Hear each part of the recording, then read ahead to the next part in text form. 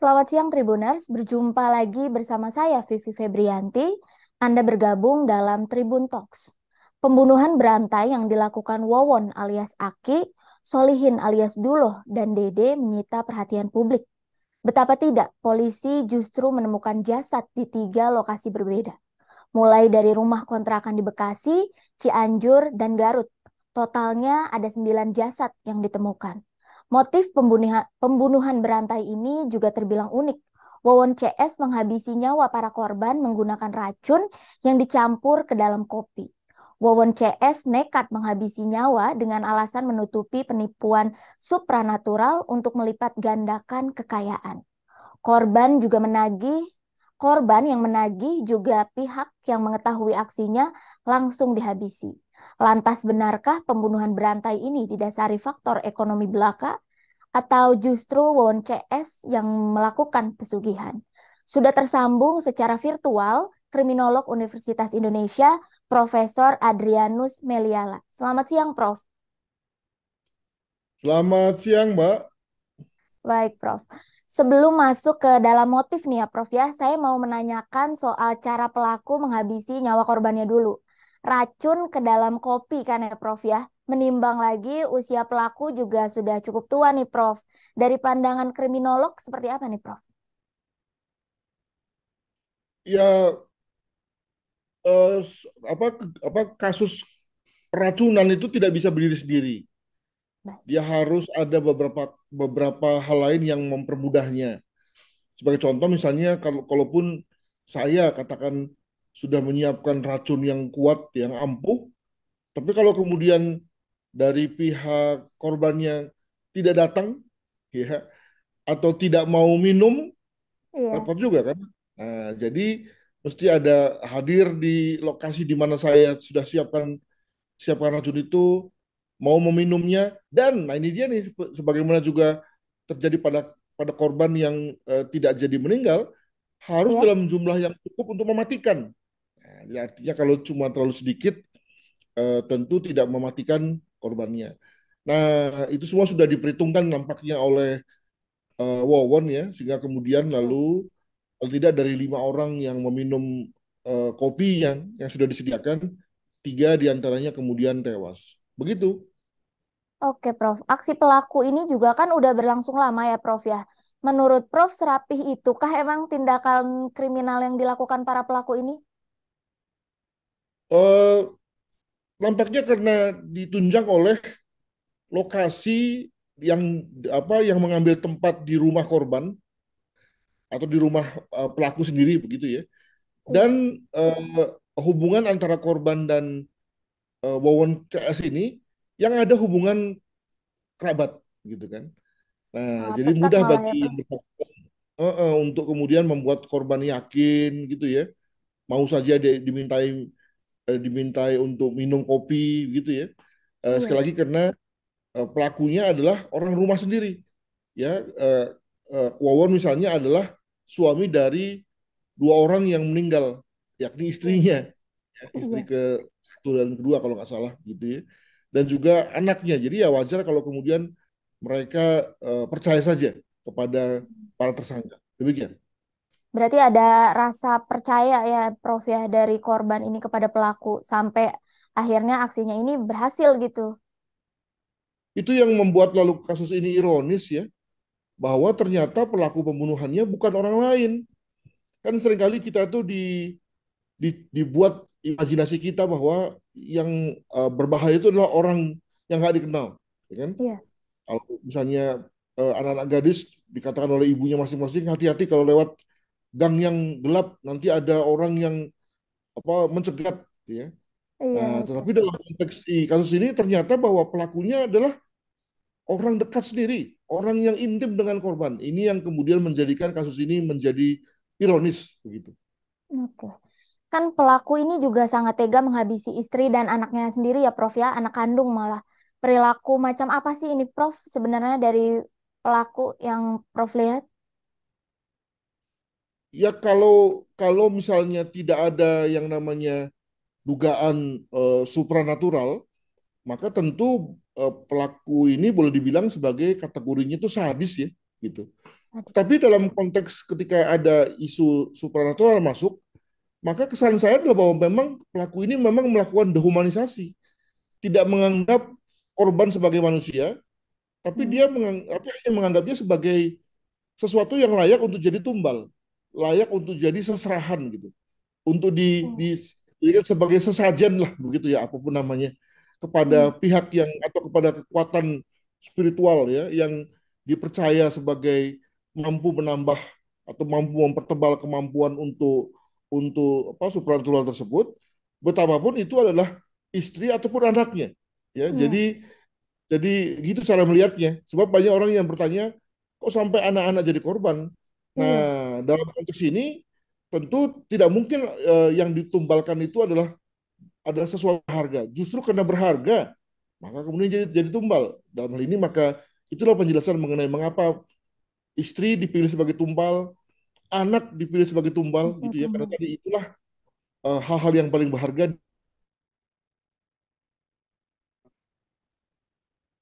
Baik. Berarti bukan hanya sekedar korban ini sebagai ancaman ya, Prof ya, tapi juga karena seseorang yang sangat berharga dan akhirnya dijadikan tumbal. Nah, di ini silsilah keluarga Wawon juga kan cukup rumit ya, Prof ya. Dia menikahi anak tirinya, yang mana ibunya juga sebelumnya jadi korban dia juga. Apakah ini juga cara pelaku untuk menutupi aksinya, atau justru Prof menduga ada perilaku menyimpang dari sosok Wawon ini sendiri, Prof? Saya kira yang kedua, Mbak, ya, karena kelihatannya kan menikahi anak dari hasil perkawinan itu kan bukan sesuatu yang bisa diterima ya di Iya. lingkungan budaya kita gitu ya. Nah, tetapi lalu dilakukan oleh Wawon.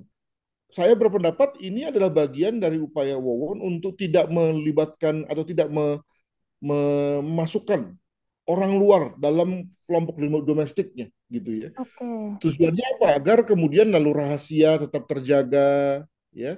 Tidak banyak Iya. orang lain yang tahu mengenai situasi ini, sehingga tadi ya tetap mereka menjadi satu kelompok yang tertutup gitu.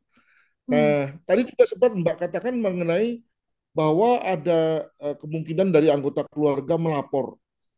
Iya. Dari angkatan saya tidak terkesan tuh ada situasi mendesak gara-gara ada anggota keluarga melapor kepada polisi, ya. Eh, Iya.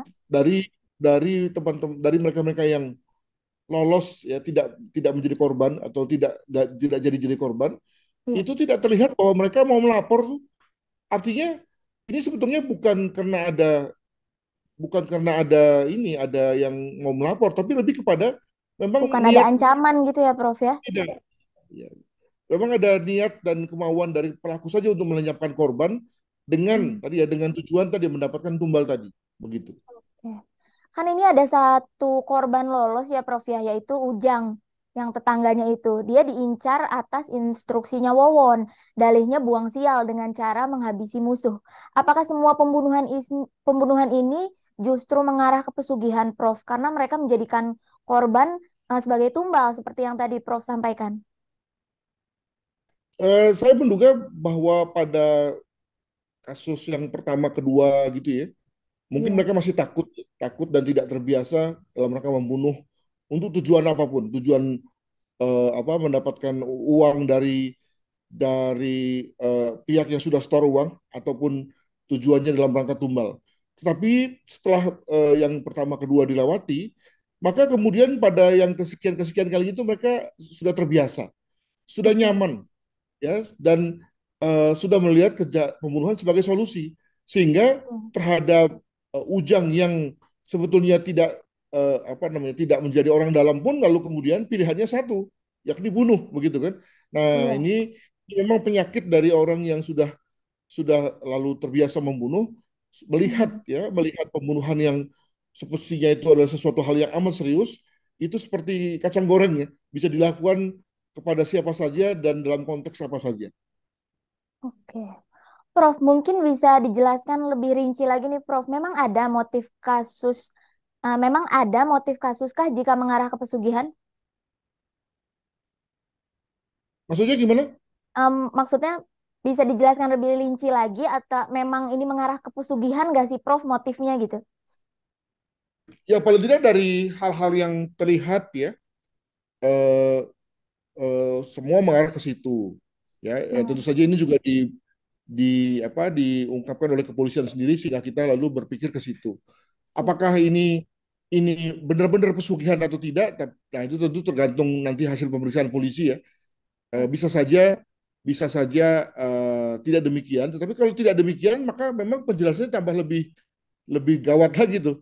Apa pentingnya membunuh apa namanya anak-anak ataupun istri sendiri. orang terdekat Nah, sendiri. saya berpendapat bahwa dalam rangka melihat ini memang tidak hanya ada satu motif ya. Jadi kalau dibilang ini serial killing, sebaiknya serial killing itu terbagi atas dua motif ini, walaupun Oke, saling berkaitan. Yang pertama adalah motif ekonomi ya, dalam konteks penggandaan uang dan kemudian ketika ada orang yang sudah menagih, sudah store uang dan menagih, lalu kemudian karena dia tidak bisa memenuhi janjinya, lalu dia bunuh. Nah, itu motif yang pertama. Yang kedua adalah tadi soal pesugihan, soal tumbal menumbal tadi gitu ya. Nah, kedua hal ini kemudian saling terkait nih. Bisa dalam konteks bahwa bahwa karena dia merasa sudah punya kekuatan kekuatan supernatural, lalu buka praktek, ya, buka praktek dalam konteks ekonomi tadi, gitu ya. Atau sebetulnya dia butuh duit dulu, ya, dia butuh duit dulu oke, baru kemudian kemudian dia berpraktek atau mencari kekuatan supernatural, demikian. oke.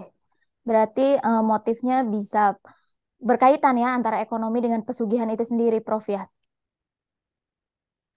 Eh, Begini, Prof. Katakanlah benar begitu niat mereka pesugihan.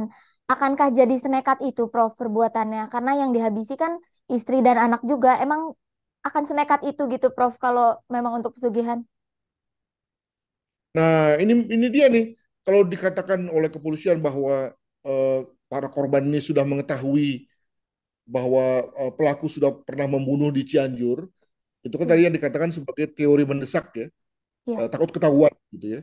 Tapi saya melihat bahwa soal mendesak itu justru ada pada diri Wawon, yakni yang merasa bahwa kemungkinan begitu ya, kemungkinan merasa Ya. bahwa kemampuan supernaturalnya itu rendah sehingga harus ditingkatkan gitu ya. Atau Oh, sudah waktunya bagi dia untuk melakukan tumbal lagi ya. Jadi sudah ada waktu-waktu yang membuat dia harus melakukan tumbal lagi. Nah, untuk itu maka kemudian yang dia pilih adalah keluarganya. Jadi apa dan justru dari segi si Wawan sendiri ada situasi mendesak ya, situasi mengharuskan dia berbuat seperti itu. Nah, sekali lagi karena dalam hal ini mungkin menurut yang diyakininya bahwa tumbal itu bukan tumbal yang sembarang tumbal begitu ya, ya. tetapi harus orang yang bernilai, orang yang disayanginya, maka kemudian yang dia pilih adalah keluarga sendiri. Demikian. Prof, pelaku ini kan sudah kakek-kakek ya, sementara para korban memilih diam, walaupun sudah tahu tindakan keji pelaku. Menurut Prof, apa ya penyebab korban ini tidak melapor?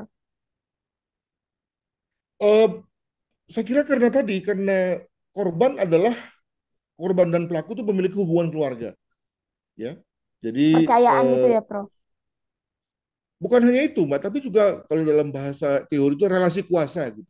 Ya, Oke. jadi para istri dari Wawon itu tidak berani bicara ya tentang apa yang dilakukan oleh suaminya misalnya. Ya, bisa pertama karena Wawon adalah suaminya, juga kedua adalah Wawon adalah orang yang menghidupinya misalnya. Nah, alhasil kemudian lalu mereka semua diam. Nah, ini dipakai oleh Wawon untuk kemudian lalu bertindak demikian jauh sehingga kemudian malah melenyapkan korban. Baik. Terakhir nih, Prof. Dengan motif demikian, seperti yang dijelaskan sebelumnya, memungkinkan tidak ada kejahatan lain yang sebenarnya dilakukan oleh Wawon CS ini. Ada korban lain misalnya gitu, Prof, yang belum terungkap? Itu juga yang saya harapkan dari kepolisian ya. Jadi kalau dikatakan bahwa ada uang sejumlah 1 miliar Iya. di rekening Wawon yang konon katanya berasal dari dua orang TKW. Apa mungkin dua orang TKW itu lalu menyetor uang sejumlah katakan saja masing-masing 500 juta? Rasanya terlalu besar ya. Saya menduga atau kita bisa asumsi bahwa uang 1 miliar itu disetor oleh lebih daripada dua orang Oke. ya, tiga atau empat. Nah, lalu di mana yang lain? siapa orang lain itu? Apakah orang lain itu sudah store uang lalu kemudian belum menagih, atau dua orang itu sudah store uang, sudah menagih dan sudah dibunuh? Ya, nah kalau memang benar sudah menagih, sudah dibunuh, di mana lokasi pemakamannya? Jadi dalam hal ini saya meminta kepada kepolisian jangan buru-buru mengatakan bahwa pembunuhan terhadap dua orang TKW itu adalah yang pertama dilakukan oleh Wawon. Jadi timelinenya mungkin bisa saja molor gitu ya. Artinya lalu melibatkan, artinya pada saat itu lalu ada korban-korban lain yang sudah keburu dibunuh oleh Wawon, cuma belum terungkap atau belum ketahuan. Nah, maka kemudian mungkin sekali kemudian jumlahnya bisa bertambah. Baik, Prof. Adrianus Meliala, kriminolog Universitas Indonesia. Terima kasih banyak atas waktunya, Prof. Sampai jumpa di lain kesempatan. Terima Tribuners, kasih. itulah perbincangan singkat kita dengan Profesor Adrianus soal pembunuhan berantai di Bekasi, Cianjur, dan Garut yang menghebohkan. Saya Vivi Febrianti, pamit undur diri. Sampai jumpa di Tribun Talks selanjutnya.